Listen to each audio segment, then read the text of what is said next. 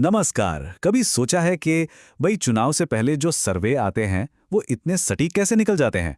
या कोई नई कंपनी कैसे जान लेती है कि लाखों लोगों को उनका नया प्रोडक्ट पसंद आएगा भी या नहीं? इन सब का जवाब ना एक बहुत ही पावरफुल टेक्निक में छिपा है जिसका नाम है रैंडम सैम्पलिंग। तो आज हम इसी कमाल की चीज को समझने वाले हैं।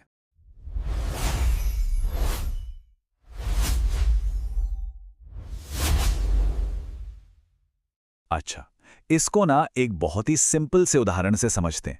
मान लीजिए हमें ये पता लगाना है कि एक पूरे शहर का फेवरेट आइसक्रीम फ्लेवर कौन सा है। अब क्या ये मुमकिन है कि हम शहर के हर एक इंसान से जाकर पूछें? नहीं भाई, ये तो लगभग नामुमकिन है। तो फिर सही जवाब के आसपास कैसे पहुंचा जाए? अब देखिए, अगर हम सिर्फ एक सबसे मशहूर आइसक्रीम की दुकान पर चले जाएं और वहां लोगों से पूछने लगे, तो क्या होगा? शायद वहां ज्यादातर लोग कहेंगे कि उन्हें चॉकलेट पसंद है, क्योंकि वो दुकान ही शायद चॉकलेट फ्लेवर के लिए फेमस हो। इससे तो सारे नतीजे ही गलत हो जाएंगे, है ना? क्योंकि ये पूरे शहर की पसंद नहीं होगी, ये तो बस उस एक दुकान पर आने वाले ग्राहकों की पसंद होगी। इसी को कहते हैं बायस, या नतीजों में पक्षपात हो जाना। तो सवाल यह है कि इस बायस वाली प्रॉब्लम से बचे कैसे? इसका सल्यूशन एक बहुत ही सिंपल लेकिन बहुत पावरफुल आइडिया पर टिका है, और वो आइडिया है समान अवसर का सिद्धांत। चलिए देखते हैं ये है क्या। और इसी आइडिया पर जो टेक्निक बनी है उसे ही हम रैंडम सैम्पलिंग कहते हैं।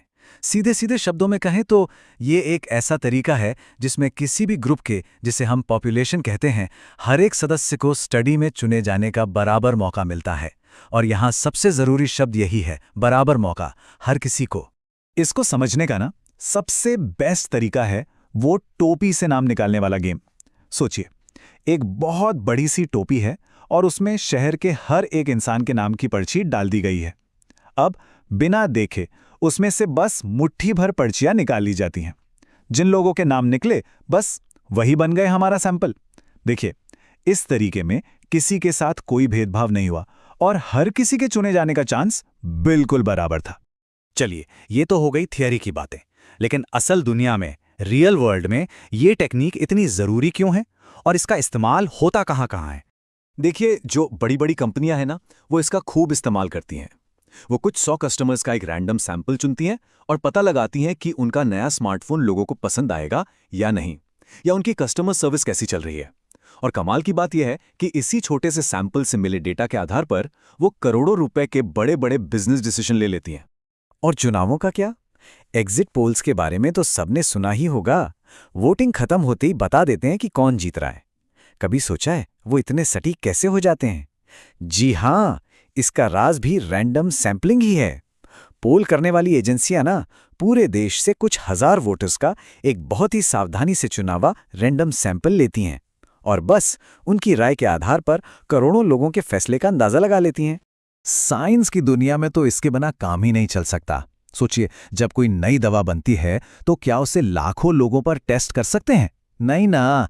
तो साइंटिस्ट क्या करते हैं? वो कुछ 100 या 1000 लोगों का एक रैंडम सैंपल चुनते हैं। अगर दवा उस सैंपल पर सेफ और असरदार साबित हुई तो ये मान लिया जाता है कि वो पूरी आबादी के लिए भी वैसी ही होगी। बिल्कुल इसी तरह एनवायरमेंट साइंटिस्ट नदी के कुछ हिस्सों से पानी के सैंपल लेकर पूरी नदी में कितना पोल्यूशन है इसका पता लगा लेते हैं।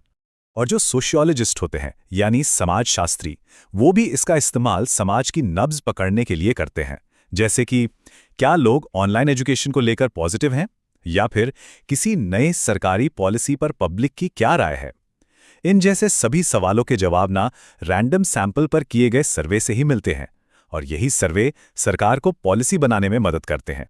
तो ये तो साफ है कि रैंडम सैंपलिंग का इस्तेमाल तो भाई हर जगह है, पर आखिर इसकी असली पावर क्या है? ऐसा क्या है इसमें जो इसे इतना यूजफुल बनाता है?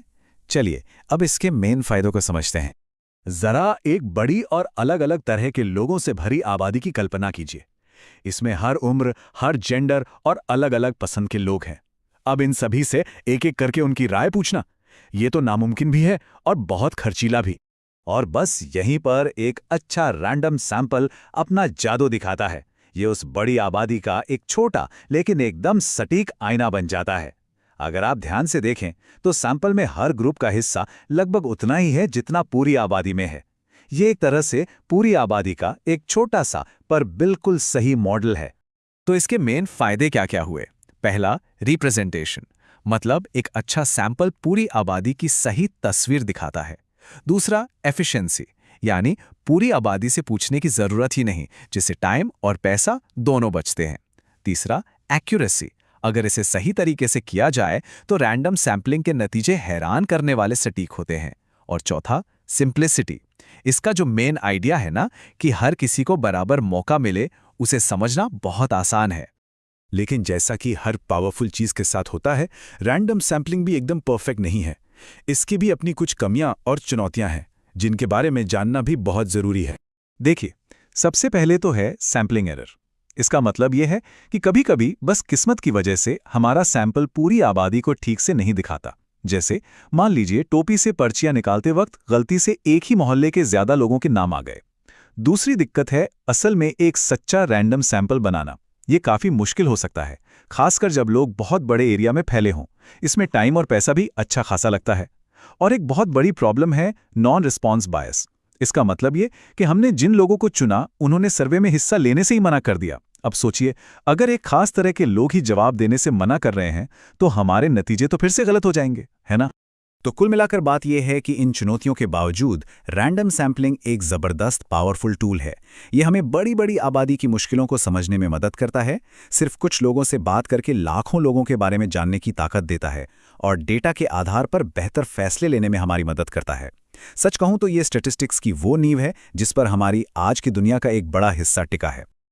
और अब आखिर में एक सवाल, क्या कभी किसी सर्वे या स्टडी के लिए किसी ने संपर्क किया है? हो सकता है कि अनजाने में ही हम में से कोई कभी किसी रैंडम सैंपल का हिस्सा बना हो और हमारी राय ने किसी बहुत बड़े फैसले पर असर डाला हो। इस पर सोचिएगा जरूर।